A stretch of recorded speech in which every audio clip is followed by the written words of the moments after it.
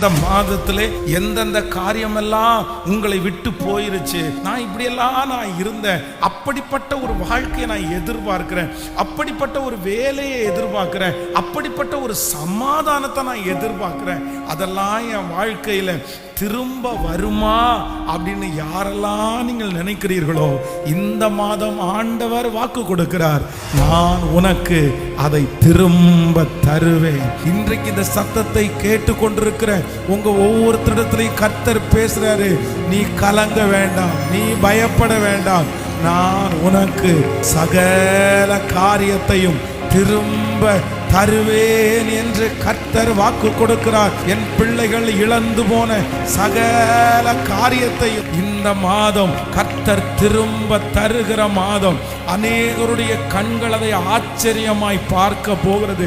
இனி இவனுக்கு பலன் இல்லை என்று நினைத்த அநேகருக்கு முன்பாக நமக்கு திரும்ப கொடுத்து நம்மை கனப்படுத்துகிற கர்த்தர்.